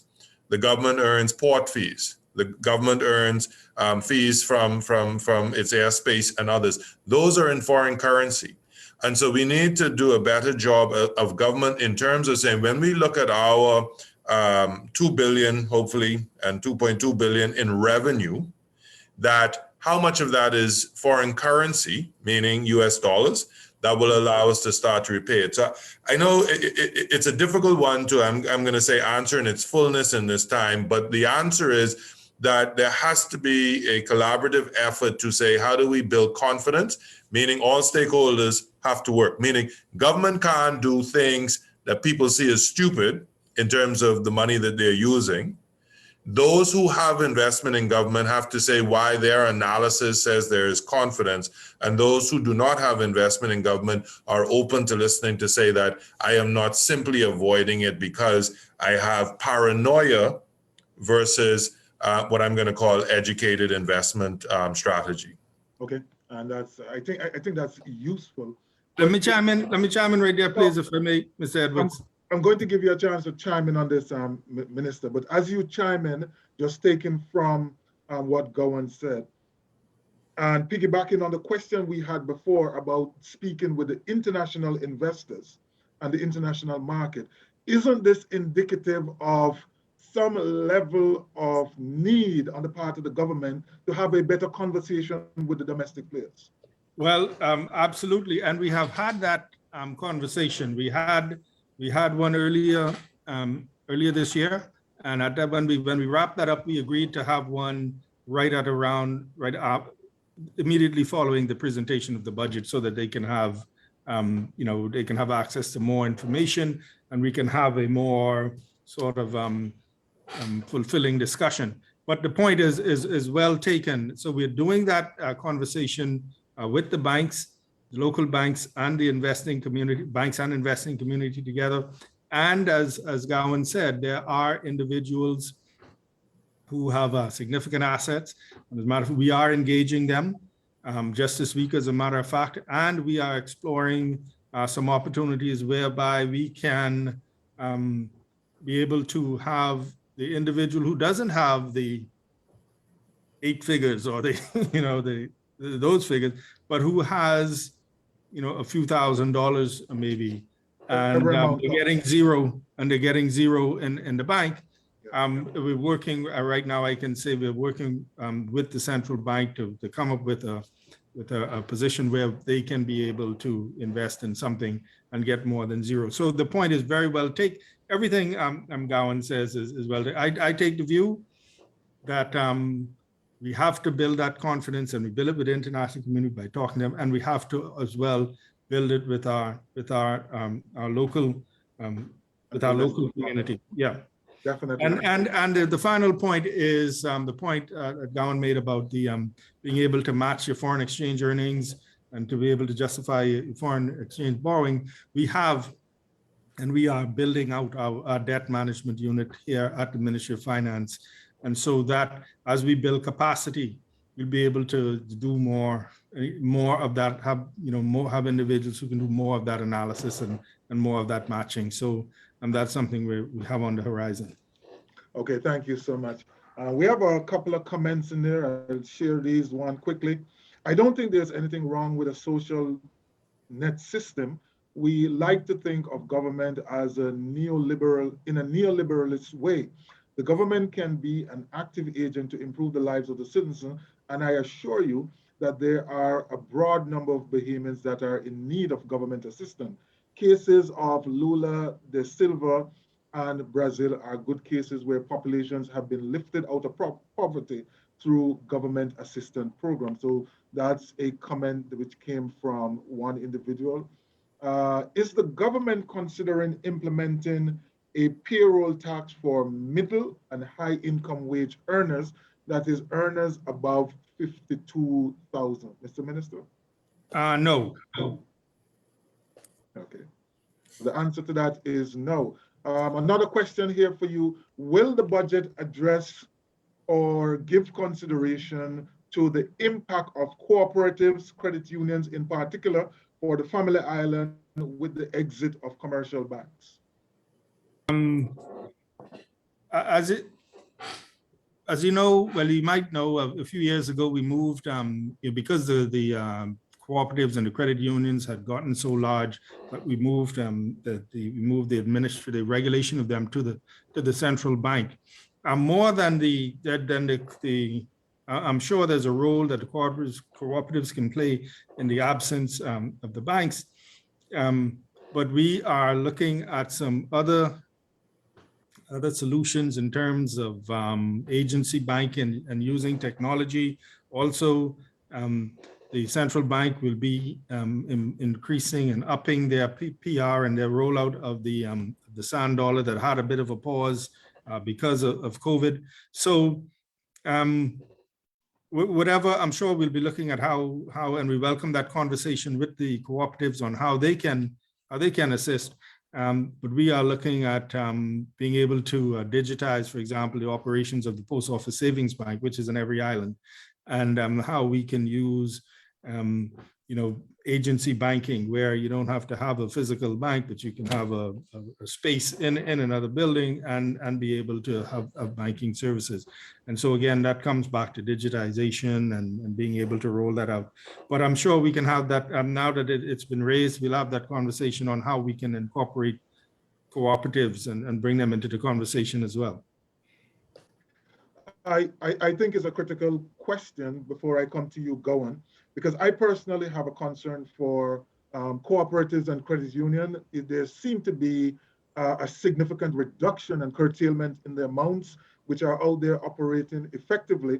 And when we consider the impact or the relationship that cooperatives and credit union have, especially with segment of the vulnerable population, persons who need to raise capital to start a business, I think that some sort of a special attention should be placed there. Minister, so as you go through your deliberation, I think this is an area which would be useful for additional discussion. Yeah, well, thank you. And I made a note of it. I know one of the concerns when the regulation was migrated to the central bank was, would the smaller cooperatives fall through the cracks and sort of, be out of sight, out of mind? But so now that the point is raised and you reinforced it, that is something we'd look at. The struggles they're having and what's causing the lack of use, et cetera. Yes. To you, Gowon, I think this individual asks a question. I know the answer, but I'll leave it to you. Does this prospectus that you speak of exist? If yes, where can it be found? And if not, when can we expect that it is to be done? Now, the last part must be for the minister, but you can fill in the blanks for the rest. So you just answered it, because you're saying the last part is for the minister. So it means, the answer is it's not formulated in a manner that is useful in the international community, meaning that we see there is information about the government's financial affairs. So we have budgets, we have the level of debt stock, we have information in the central bank. So we have I'm going to say, information pieces that are maintained by the central bank as the registrar transfer agent for BGRS, BGS, treasury bills and others. We have some information in the budget that looks at the total debt that exists for government. But in terms of the prospectus that I'm speaking about, no, I have never seen it. And it is one that I think is critical for us to formulate. I'll leave the minister to answer the question in terms of, because he answered by saying that the debt management unit is being expanded internally. And so analysis and the ability to formulate information. But I just want to address two elements that were earlier stated. And one of them is, I know the minister has what I'm going to call his collective responsibility. And so from that perspective, there are the elements that are being deliberated.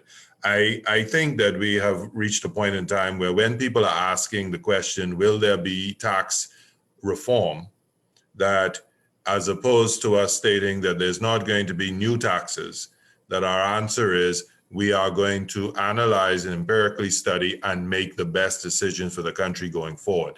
The reason why I say that is, with VAT introduction, if people remember, it was absolutely not, it was opposition that then moved to, okay, well, let us understand what the studies and empirical analysis says, to it is not what we would like, but we think it is going to be better based on the empirical analysis that has been performed, to we accept it, but there needs to be some, not some caveats, some parameters that are agreed upon, to then eventually the private sector actually working with government to roll it out.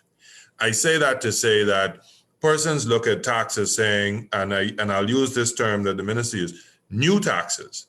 If we reform a system, that means that we actually, what I'm going to say, start with a blank sheet of paper. It's not as simple as that, but meaning a blank sheet of paper and say that the new tax system that we are going to roll out may involve new taxes that will effectively replace the inefficient and ineffective tax system that we have, or components of tax, so that when the individual is thinking about tax reform, they're not seeing it solely as just hiking up my tax bill.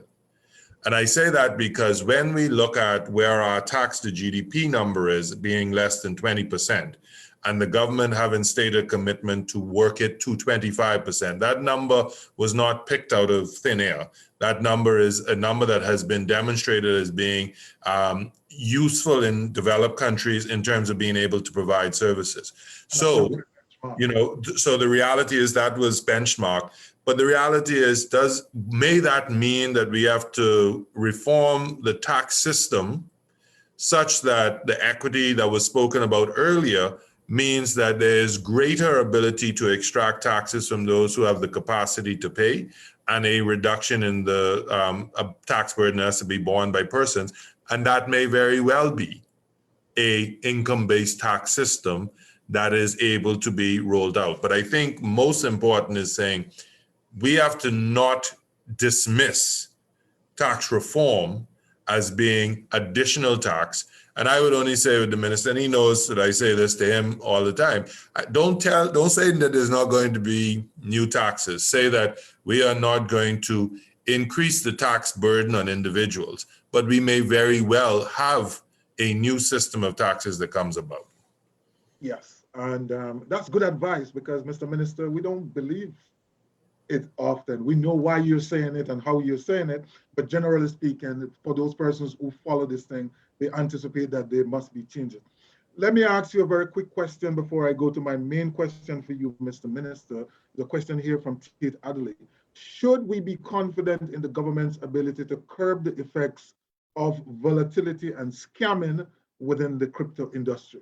What would be your take on that? Yeah, we have what we think is a very that is world-class regulation.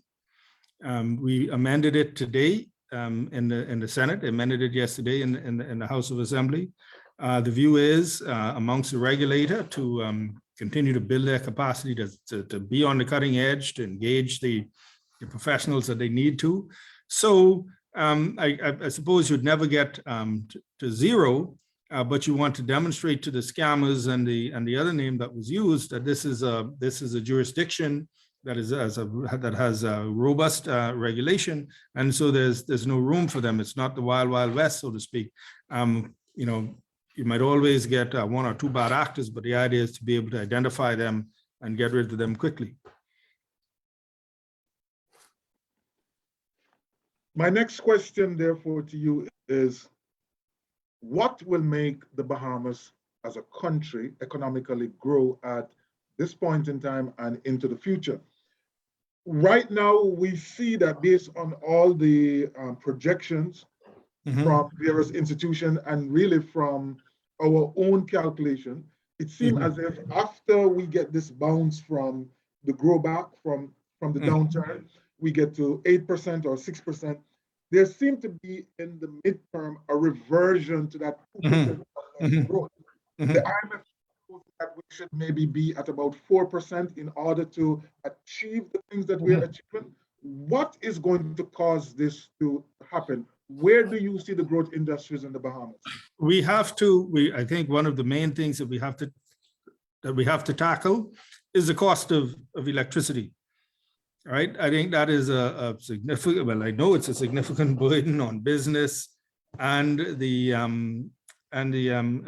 individuals, and so we have to, you know, accelerate that transition to less costly fuel and then to greener fuel. I think that what we have to do. I mean, you have some economists who are saying that, you know, they're looking at what's happening with the stock market and they're saying. The U.S. might be that might be one element that pushes the U.S. into recession. I think based on our proximity and the fact that you know that's a main trading partner, we can still you know have a healthy economy in terms of you know visitors coming, people coming to invest.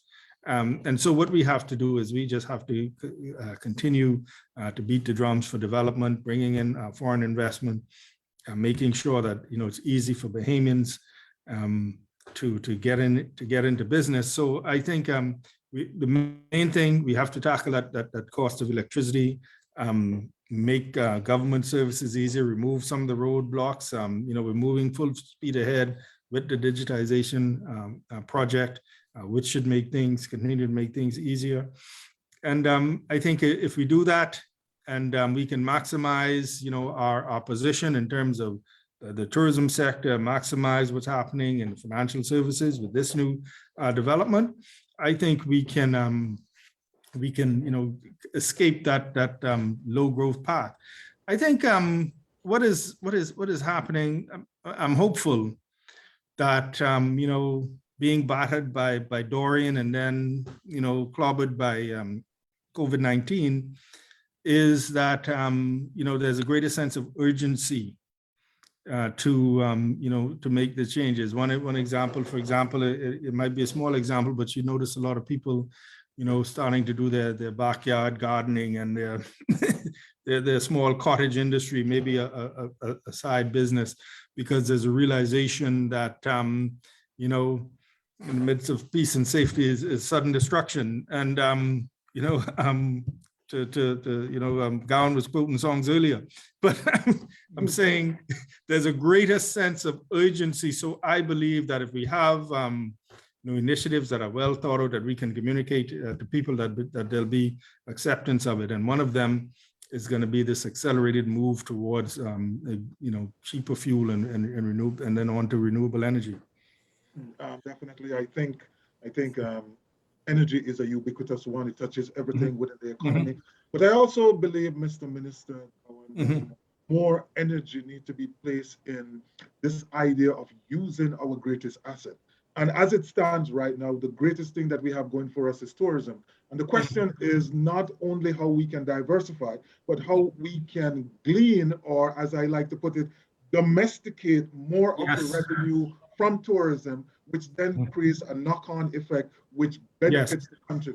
And so while we have heard about greater linkages with agriculture and so on and so forth, I think we are at the place where we need to get a little bit more serious about domesticating those revenue.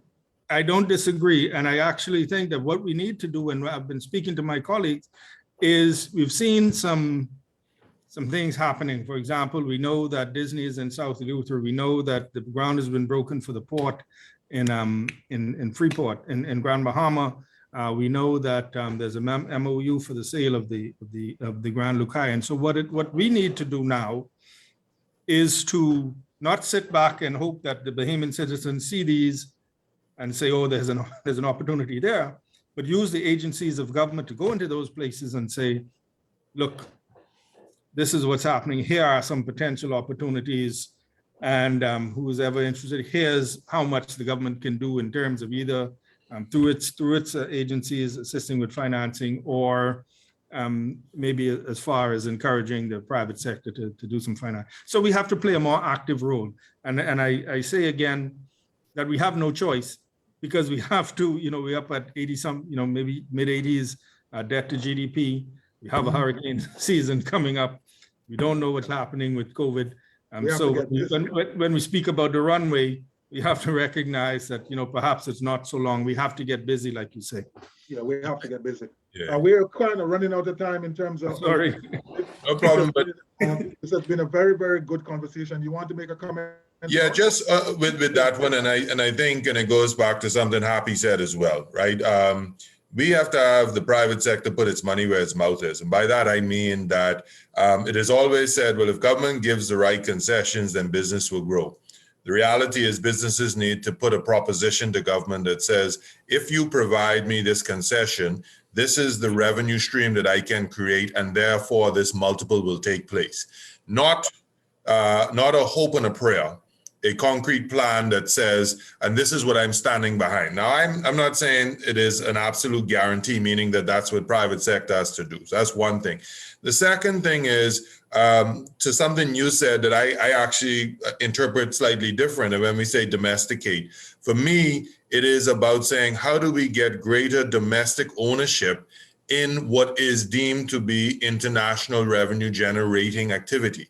Meaning that how do we formulate our economic policy that is not around the, what I'm going to call, how do we get gifted as citizens? Meaning that we have a foreign direct investor who puts an establishment and then provides employment. But rather, when we have a project, how do we match Bahamian capital with foreign projects to say that we now have an actual part-owned multinational operation that is then going to lead to several benefits. One, the profits will now stay local because the individuals own it, and then the foreign currency. So, and then finally, I would just say the land policy, something the minister spoke on, that I am one that, as a very keen observer of our fiscal affairs, will say this, that I don't like when we seem to give freehold land into any project. And I think that we don't need to do so. And I think we can do a far greater service to ourselves by ensuring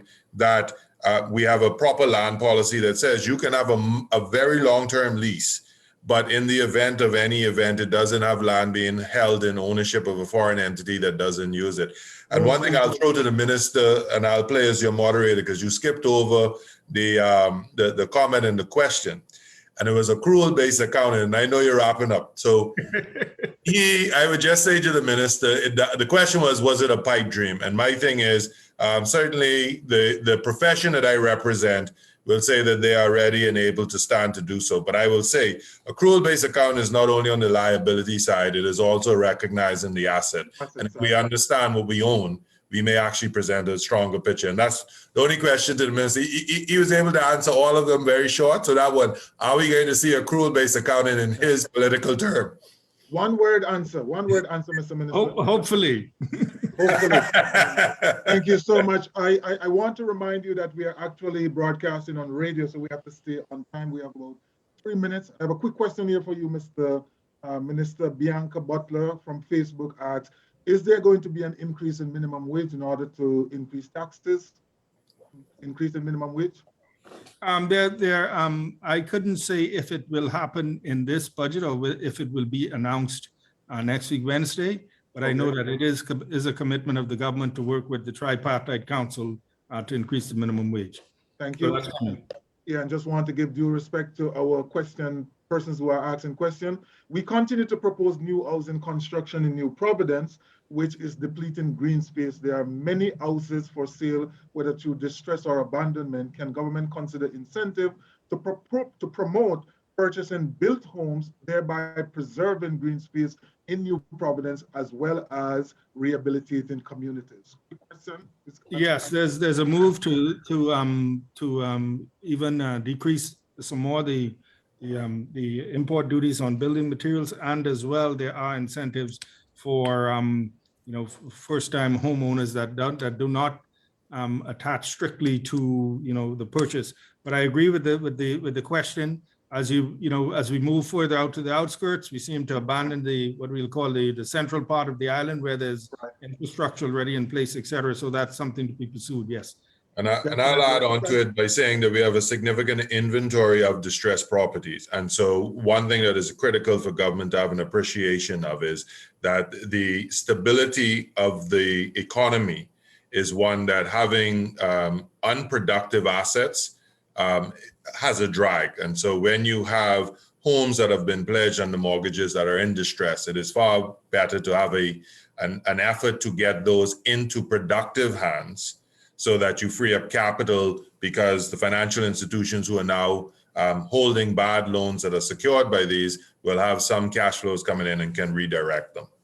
Definitely. And so we're clean out of time. I think this was a wonderful conversation. I will give you about 30 minutes, Gowon, to wrap up. I know you can't do it in 30 minutes, but I'm going to try. Exactly. If you say 30 minutes, I could do it in 30 minutes. Yeah, 30 seconds. I'm going to wrap up. I end by simply saying a goal without a plan is just a wish. And so I want to see us use the budget and its auxiliary documents like the fiscal strategy report, the quarterly reporting and information to now demonstrate that we actually do have a plan that is not, if you will, annual or political cycle, but is multi-generational. And if we do that, I think the country will be in a far better place.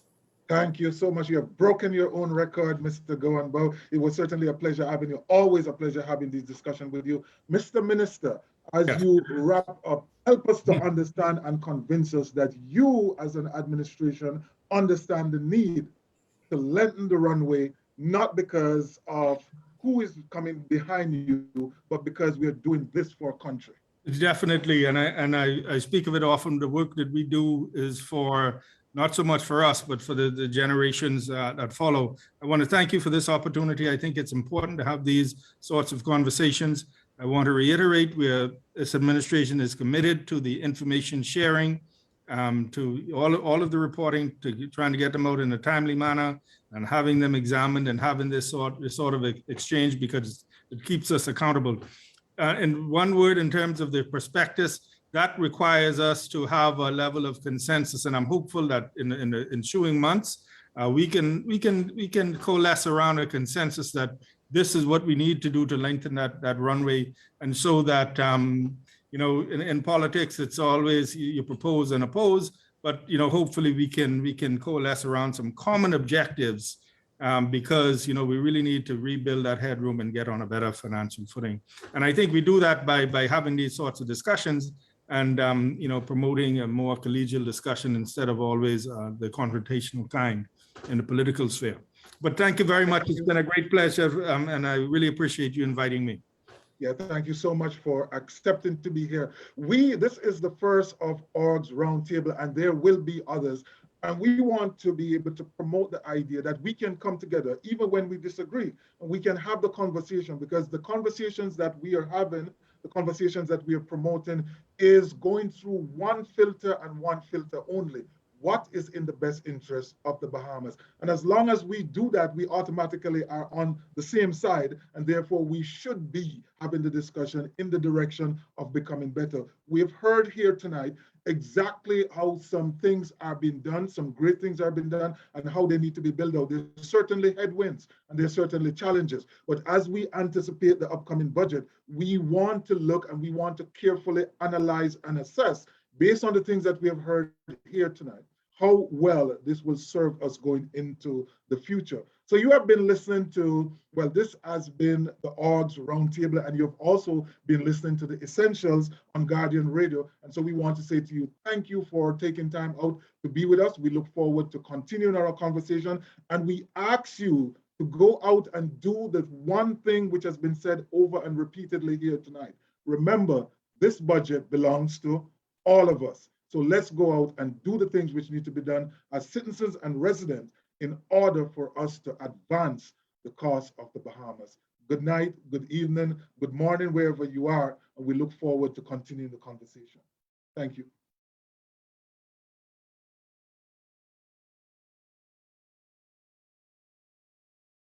Thank you so much, Gowon. Thank you so much, Minister. Thank you so much, org team.